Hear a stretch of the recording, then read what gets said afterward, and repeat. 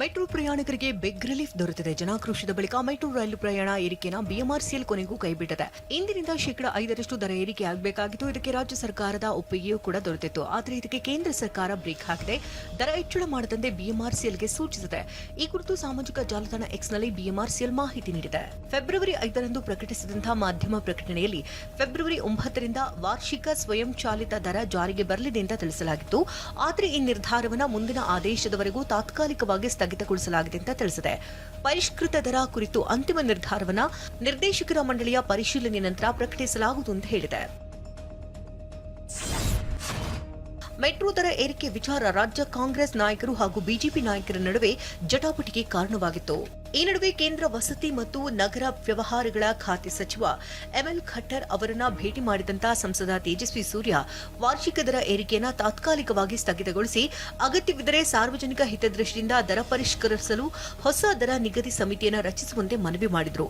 ಇದಕ್ಕೆ ಸಕಾರಾತ್ಮಕವಾಗಿ ಸ್ಪಂದಿಸಿರುವಂತಹ ಸಚಿವರು ಪ್ರಸ್ತಾವಿತ ಹೆಚ್ಚಳವನ್ನು ತಾತ್ಕಾಲಿಕವಾಗಿ ಸ್ಥಗಿತಗೊಳಿಸುವಂತೆ ಬಿಎಂಆರ್ಸಿಎಲ್ಗೆ ಸೂಚನೆ ನೀಡಿದ್ರು.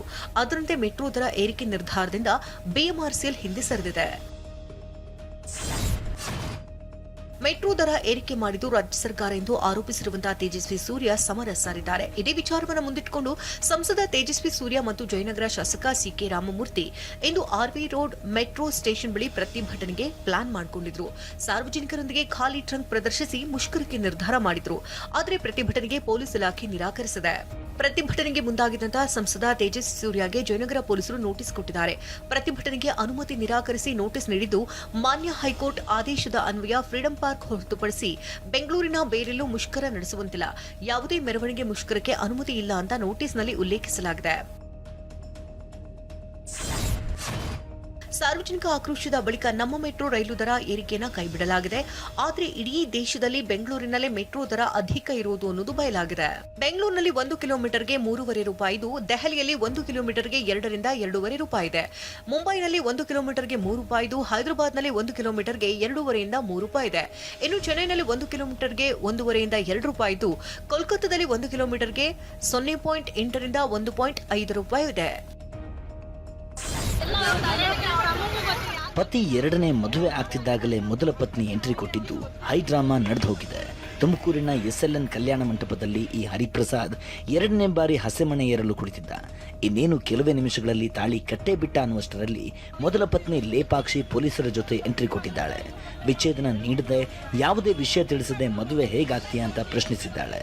ಬಳಿಕ ಪೊಲೀಸರು ಮದುವೆಯನ್ನ ನಿಲ್ಲಿಸಿದ್ದಾರೆ. ಈ ಹರಿಪ್ರಸಾದ್ ಮತ್ತು ಲೇಪಾಕ್ಷಿ 8ನೇ ತರಗತಿಯಿಂದ ಪ್ರೀತಿಸುತ್ತಿದ್ದರು. 2014ರಲ್ಲೇ ಮದುವೆಯೂ ಆಗಿದ್ರು. ಆದರೆ 10 ವರ್ಷ ಸಂಸಾರದ ಬಳಿಕ ಕೌಟುಂಬಿಕ ಕಲಹದಿಂದ ಹರಿಪ್ರಸಾದ್ ದಂಪತಿ ದೂರವಾಗಿದ್ದರು. ಈಗ ಏನು ತಿಳಿಸದೆ ಎರಡನೇ ಮದುವೆ ಆಗ್ತಿರೋದು ಗೊತ್ತಾಗಿ ಬಂದು ಮದುವೆ ನಿಲ್ಲಿಸಿದ್ದಾರೆ. ಬೆಂಗಳೂರಿನಲ್ಲಿ ವಾಸವಿದ್ದ ಹಿನ್ನೆಲೆಯಲ್ಲಿ ಪತಿ ವಿರುದ್ಧ ಇಲ್ಲೇ ಮಹಿಳಾ ಠಾಣೆಗೆ ದೂರು ನೀಡಲಾಗಿದೆ. ಉತ್ತರ ಕನ್ನಡದ ಕಾರವಾರದಲ್ಲಿ ವಸಂತ್ ಕೊಲೆ ಪ್ರಕರಣದಲ್ಲಿ ಜೈಲು ಪಾಲಾಗಿರೋ ಕಲಾಕಾರ ಕಮಲಾಕರನ ಅರಗಿಳಿ ಸುಚಿತ್ರಾಳ ಒಂದೊಂದೇ ಲವ್ವಿ ಡವ್ವಿ ಕಹಾನಿಗಳು ಬಯಲಾಗ್ತಿವೆ. ಗುಲ್ಬರ್ಗದ ಜಮೀನ್ದಾರ ಶರಣಬಸಪ್ಪ ಜೊತೆಗೂ ಸುಚಿತ್ರಾ ಲವ್ವಿ ಡವ್ವಿ ನಡೆಸಿದ್ಲು ಎನ್ನಲಾಗಿದೆ. 3 ವರ್ಷದಿಂದ ರಿಲೇಶನ್ಶಿಪ್ನಲ್ಲಿದ್ಲು. ಅಪ್ಪು ಮೆಲೋಡಿಸ್ ಹೆಸರಲ್ಲಿ ಆರ್ಕೆಸ್ಟ್ರಾ ನಡೆಸುತ್ತಿದ್ಲು. ಈ ಜಮೀನ್ದಾರನ ಜೊತೆಗಿನ ಖಾಸಗಿ ಕ್ಷಣದ ಸುಚಿತ್ರಾ ಫೋಟೋ ಲಭ್ಯವಾಗಿದೆ. ಗುಲ್ಬರ್ಗಾದಲ್ಲೇ ಸುಚಿತ್ರಾ ಸುತ್ತಾಟವಾಡುತ್ತಾ ಆತನ ಹಣದಲ್ಲಿ ಬಡ್ಡಿ ವ್ಯವಹಾರ ಮಾಡಿದ ಬಗ್ಗೆಯೂ ಕೇಳಿಬಂದಿದೆ. ಈ ವಿಷಯ ತಿಳಿದ ಜ್ಯೋತಿಷಿ ಕಮಲಾಕರ ಕಿಡಿಕಿಡಿಯಾದ ಬಳಿಕ ಜಮೀನ್ದಾರನ ಸಹವಾಸ ಬಿಟ್ಟ ಸುಚಿತ್ರಾ ಕಮಲಾಕರನ ಜೊತೆ ಲವ್ವಿ ಡವ್ವಿ ಆರಂಭಿಸಿದ್ದು ಗೊತ್ತಾಗಿದೆ. 18ನೇ ವಯಸ್ಸಿಗೆ ಬೆಂಗಳೂರಲ್ಲಿ ಮಹೇಶ್ ಎಂಬಾತನನ್ನ ಪ್ರೀತಿಸಿ ಓಡಿ ಹೋಗಿ ಮದುವೆ ಆಗಿ ನಂತರ ಆಸ್ತಿಯಲ್ಲಿ ಭಾಗ ಕೇಳಿದ್ಲು ಎನ್ನಲಾಗಿದೆ. ಅಲ್ಲಿಂದ ಬೇರೆ ಆದ ಮೇಲೆ ಹಲವು ಹುಡುಗರೊಂದಿಗೆ ಸುಚಿತ್ರಾ ಸಂಪರ್ಕ ಇಟ್ಕೊಂಡ ಆರೋಪವೂ ಇದೆ. ಕೋಕಾ ಆಕ್ಟ್ ನಡಿ ಸಿಸಿಬಿಯಿಂದ ಅರೆಸ್ಟ್ ಆಗಿರೋ ಮಾಜಿ ರೌಡಿ ಶೀಟರ್ ಯಶಸ್ವಿನಿ ಪೊಲೀಸರಿಗೆ ಆವಾಜ್ ಹಾಕಿದ್ದಾಳೆ. ರೌಡಿ ಶೀಟರ್ ಬೇಕರಿ ರಘು ಬಂಧನದ ವೇಳೆ ಯಶಸ್ವಿನಿ ಹೈಡ್ರಾಮಾ ಮಾಡಿದ್ದಾಳೆ. ಇದು ಏನು ಕೋಕಾ ಆಕ್ಟ್. ವಿಜಯಪುರ ಜಿಲ್ಲೆಯ ಬಬಲೇಶ್ವರ ತಾಲೂಕಿನ ಮಂಗಳೂರು ಗ್ರಾಮದಲ್ಲಿ ಸೆಸ್ನಾ 172 ಟ್ಯಾಂಗೋ ಚಾರ್ಲಿ ಹೆಸರಿನ ಖಾಸಗಿ ಜೆಟ್ ವಿಮಾನ ಪತನವಾಗಿದೆ. ಈ ವೇಳೆ ವಿಮಾನದಲ್ಲಿ ಪ್ರಯಾಣಿಸುತ್ತಿದ್ದ ಇಬ್ಬರು ಗಾಯಗೊಂಡಿದ್ದಾರೆ.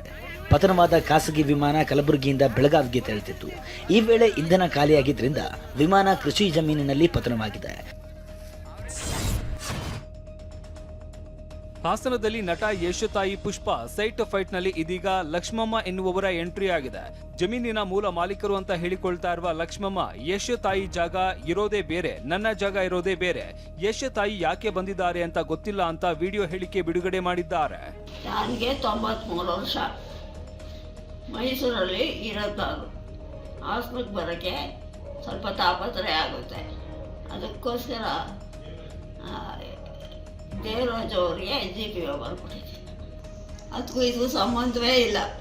ಅವ್ರದ್ದು ಆ ರೋಡಲ್ಲೈತೆ, ನಂದು ಈ ರೋಡಲ್ಲೈತೆ.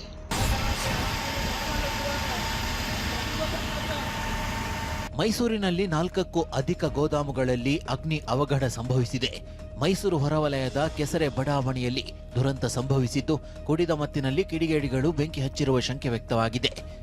ಅಗ್ನಿಶಾಮಕ ಸಿಬ್ಬಂದಿ ಬೆಂಕಿ ನಂದಿಸಲು ಹಲವು ಗಂಟೆಗಳ ಕಾಲ ಹರಸಾಹಸ ಪಡಬೇಕಾಯಿತು.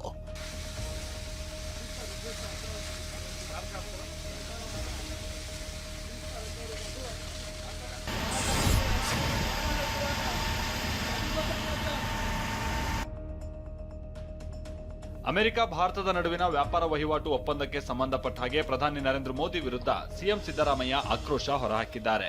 ಪ್ರಧಾನಿ ನರೇಂದ್ರ ಮೋದಿ ಅವರು ಅಮೆರಿಕಾಗೆ ಸಂಪೂರ್ಣವಾಗಿ ಶರಣಾಗಿದ್ದಾರೆ ಅಂತ ಸಿದ್ದರಾಮಯ್ಯ ಕಿಡಿಕಾರಿದ್ದಾರೆ. ಭಾರತ ಮತ್ತು ಅಮೆರಿಕ ನಡುವಿನ ಮಧ್ಯಂತರ ವ್ಯಾಪಾರ ಒಪ್ಪಂದವನ್ನ ಒಪ್ಪಿಕೊಂಡು ಸ್ವಾಗತಿಸುವ ಮೂಲಕ ಪ್ರಧಾನಿ ನರೇಂದ್ರ ಮೋದಿ ಅವರು ಅಮೆರಿಕಾಗೆ ಸಂಪೂರ್ಣವಾಗಿ ಶರಣಾಗಿದ್ದಾರೆ. ಮುಂದಿನ ದಿನಗಳಲ್ಲಿ ಈ ಒಪ್ಪಂದ 140 ಕೋಟಿ ಭಾರತೀಯರಿಗೆ, ಅದರಲ್ಲಿಯೂ ಮುಖ್ಯವಾಗಿ ದೇಶದ 72 ಕೋಟಿ ರೈತರ ಪಾಲಿಗೆ ಮರಣ ಶಾಸನ ಆಗಲಿರುವುದು ಖಂಡಿತ. ಬಿಜೆಪಿಯವರು ಮೋಸಗಾರರು, ಅವರನ್ನ ನಂಬೇಡಿ ಅಂತ ಹುಬ್ಬಳ್ಳಿಯಲ್ಲಿ ಮುಖ್ಯಮಂತ್ರಿ ಸಿದ್ದರಾಮಯ್ಯ ವಾಗ್ದಾಳಿ ನಡೆಸಿದ್ದಾರೆ. 4.5 ಲಕ್ಷ ಕೋಟಿಗೂ ಹೆಚ್ಚು ತೆರಿಗೆ ಕಟ್ತೇವೆ, ಆದರೆ ಕೇಂದ್ರದಿಂದ ರಾಜ್ಯಕ್ಕೆ ಬರಬೇಕಾದಂತಹ ಹಣ ಬರ್ತಿಲ್ಲ. 100 ರೂಪಾಯಿ ತೆರಿಗೆ ನೀಡಿದ್ರೆ 13 ರೂಪಾಯಿ ಅಷ್ಟೇ ಬರುತ್ತೆ ಅಂತ ಕಿಡಿಕಾರಿದ್ರು. 8 ವರ್ಷಗಳ ಕಾಲ GST ಎಲ್ಲ ದೋಚ್ಕೊಂಡು ಈಗ ನಿಲ್ಲಿಸಿದ್ದೀವಿ ಅಂತ ಹೇಳ್ತಾರೆ. ಇದು ಬಿಜೆಪಿಯವರು ಇದಾರಲ್ಲ, ಬಹಳ ಮೋಸಗಾರರು. ಏನು ಗೊತ್ತಾಯ್ತಾ ನಿಮಗೆ? ಅದರಿಂದ ಇವರನ್ನ ಯಾವ ಕಾರಣಕ್ಕೂ ಕೂಡ ನಂಬಬೇಡಿ. ರಾಜ್ಯದಲ್ಲಿ ಸಿಎಂ ಕುರ್ಚಿ ಕದನ ಮತ್ತೆ ಮುನ್ನೆಲೆಗೆ ಬಂದಿರುವಂತಹ ಹೊತ್ತಲ್ಲೇ ಲಿಂಗಾಯತ ಶಾಸಕರ ಭೋಜನಕೂಟ ಸಂಚಲನ ಮೂಡಿಸಿದೆ. ಆದರೆ ಈ ಬಗ್ಗೆ ಊಹಾಪೋಹಗಳನ್ನ ಸಚಿವ MB ಪಾಟೀಲ್ ತಳ್ಳಿ ಹಾಕಿದ್ದಾರೆ. ನಾವು 34 ಲಿಂಗಾಯತ ಶಾಸಕರಿದ್ದೇವೆ, ನಾವೆಲ್ಲರೂ ಊಟಕ್ಕೆ ಸೇರಿದ್ದೆವು, ನಮ್ಮ ಸಮುದಾಯದ ಹಿತಾಸಕ್ತಿ ಭಕ್ತಿ ಚರ್ಚಿಸಿದ್ದೇವೆ, ಸಿಗಬೇಕಾದಂತ ಸ್ಥಾನಮಾನಗಳ ಬಗ್ಗೆ ಮಾತುಕತೆ ಆಡಿದ್ದೇವೆ ಅಂತ ಹೇಳಿದ್ದಾರೆ. ನಮ್ಮ PM ಅಶೋಕ್ ಅವರು ಊಟಕ್ಕೆ ಕರೆದಿದ್ರು, ಎಲ್ಲರಿಗೂ ಊಟಕ್ಕೆ ಹೋಗಿದ್ದೀವಿ, ಊಟ ಮಾಡಿದ್ದೀವಿ. ನಮ್ಮ ಸಮಾಜದ ಹಿತಾಸಕ್ತಿಗಳ ಬಗ್ಗೆ ಚರ್ಚೆ ಮಾಡಿದ್ದೀವಿ, ಸಮಸ್ಯೆಗಳ ಬಗ್ಗೆ ಚರ್ಚೆ ಮಾಡಿದ್ದೀವಿ. ನಾವು ಸುಮಾರು 34. ಬೆಂಗಳೂರಿನ ಬಸವನಗುಡಿಯಲ್ಲಿ ಮಹಿಳೆಯೊಬ್ಬರು ಬರೋಬ್ಬರಿ 10 ಲಕ್ಷ ರೂಪಾಯಿಯ ಚಿನ್ನ ಇದ್ದ ಬ್ಯಾಗ್ ಮರೆತು ಗಾಬರಿಯಲ್ಲಿ ಇಳಿದು ಬಿಟ್ಟಿದ್ದಾರೆ. ಬಸ್ ಹೋದ ಬಳಿಕ ಆಘಾತಕ್ಕೊಳಗಾಗಿ ಬಸವನಗುಡಿ ಠಾಣೆಗೆ ದೂರು ನೀಡಿದ್ದಾರೆ. ತಕ್ಷಣ BMTC ಕಚೇರಿ ಸಂಪರ್ಕಿಸಿ ಕಂಡಕ್ಟರ್ ಹಾಗೂ ಚಾಲಕನಿಗೆ ಮಾಹಿತಿ ನೀಡಿದ್ದಾರೆ. ಅದೃಷ್ಟಕ್ಕೆ ಸೀಟ್ನಲ್ಲೇ ಬ್ಯಾಗ್ ಸಿಕ್ಕಿದ್ದು ಮಹಿಳೆಯ ಚಿನ್ನ ಮರಳಿಸಲಾಗಿದ್ದು ಖುಷಿಗೆ ಕಣ್ಣೀರಿಟ್ಟಿದ್ದಾರೆ. ಸಹಕಾರಿಯಾದ ಕಂಡಕ್ಟರ್ ಗಂಗಾ ಹಾಗೂ ಡ್ರೈವರ್ ಗೋವರ್ಧನ್ಗೆ BMTC ಶ್ಲಾಘನೆ ವ್ಯಕ್ತಪಡಿಸಿದೆ. ಕೇರಳದ ಕಾಸರಗೋಡಿನ ಕುಣಿಯದಲ್ಲಿ ನಡೆದಂತಹ ಸಮಸ್ತ ಸಂಸ್ಥೆಯ ಶತಮಾನೋತ್ಸವ ಅಂತಾರಾಷ್ಟ್ರೀಯ ಸಮ್ಮೇಳನದಲ್ಲಿ ಉಪಮುಖ್ಯಮಂತ್ರಿ DK ಶಿವಕುಮಾರ್ ಭಾಗಿಯಾಗಿದ್ದರು. ಕೇರಳ ಮುಖ್ಯಮಂತ್ರಿ ಪಿಣರಾಯಿ ವಿಜಯನ್ ಮತ್ತಿತರರು ಉಪಸ್ಥಿತರಿದ್ದರು. ದಶಕಗಳಲ್ಲಿ ಸಂಸ್ಥೆಯು ಕಲಿಕೆ, ಸಂಘಟನೆ ಮತ್ತು ಸಾರ್ವಜನಿಕ ತೊಡಗಿಸಿಕೊಳ್ಳುವಿಕೆಗೆ ವೇದಿಕೆಯಾಗಿ ಹೊರಹೊಮ್ಮಿದೆ ಅಂತ DKಶಿ ಬಣ್ಣಿಸಿದರು. ಸುನ್ನಿ ವಿದ್ವಾಂಸರ ಪ್ರಭಾವಿ ಸಂಘಟನೆಯಾದಂತಹ ಸಮಸ್ತ ಕೇರಳದ ಜಮ್ಇಯತುಲ್ ಉಲಾಮಾ ಸಾಮಾಜಿಕ ಶೋಷಣೆ ತೊಡೆದು ಹಾಕುವಲ್ಲಿ ಮಹತ್ವದ್ದಾಗಿದೆ, ಸೂಫಿ ಸಂಪ್ರದಾಯದ ಸಾರವಾಗಿದೆ ಎಂದರು. ಗುಜರಾತ್ ಸಬರ್ಕಾಂತ ಜಿಲ್ಲೆಯಲ್ಲಿ ಬೆಚ್ಚಿ ಬೀಳಿಸುವಂತಹ ನಕಲಿ ಹಾಲು ತಯಾರಿಕಾ ದಂಧೆ ಬಯಲಾಗಿದೆ. ಡಿಟರ್ಜೆಂಟ್ ಪೌಡರ್, ಯೂರಿಯಾ ಮತ್ತು ಇತರ ವಿಷಕಾರಿ ರಾಸಾಯನಿಕಗಳು ಹಾಗೂ ಕಲಬೆರಕೆ ಉತ್ಪನ್ನಗಳನ್ನು ಬಳಸಿ ಹಾಲು, ಮೊಸರು ಮತ್ತು ಮಜ್ಜಿಗೆ ಪ್ಯಾಕೆಟ್ಗಳನ್ನು ತಯಾರಿಸಲಾಗುತ್ತಿತ್ತು. ಕಳೆದ 5 ವರ್ಷಗಳಿಂದ ಈ ದಂಧೆ ನಡೆಸ್ತಾ ಇದ್ದಂತಹ ಪಟ್ಟಣ ಮತ್ತು ಹಳ್ಳಿಗಳಿಗೆ ಪೂರೈಸ್ತಾ ಇದ್ರು. ಅಧಿಕಾರಿಗಳು ದಾಳಿ ನಡೆಸಿ ಹಲವರನ್ನ ಬಂಧಿಸಿದ್ದು 71 ಲಕ್ಷ ಮೌಲ್ಯದ ಉತ್ಪನ್ನಗಳನ್ನು ಸೀಸ್ ಮಾಡಿದ್ದಾರೆ. 19 ವರ್ಷದೊಳಗಿನ ವಿಶ್ವಕಪ್ ಕ್ರಿಕೆಟ್ ಗೆದ್ದಂತಹ ಭಾರತ ತಂಡ ತವರಿಗೆ ಮರಳಿದ್ದು ಅದ್ದೂರಿ ಸ್ವಾಗತ ದೊರೆತಿದೆ. ಮುಂಬೈ ಏರ್ಪೋರ್ಟ್ನಲ್ಲಿ ಆರತಿ ಬೆಳಗಿ ವೈಭವ್ ಸೂರ್ಯವಂಶಿ ಇನ್ನಿತರರನ್ನ ಬರಮಾಡಿಕೊಳ್ಳಲಾಯಿತು. ಇನ್ನು ಆಯುತ್ ಮಾತ್ರಿ, ಕ್ಯಾಪ್ಟನ್ ಆರನ್ ಜಾರ್ಜ್ಗೆ ಹುಟ್ಟೂರಿನಲ್ಲಿ ಭವ್ಯ ಸ್ವಾಗತ ದೊರೆಯಿತು.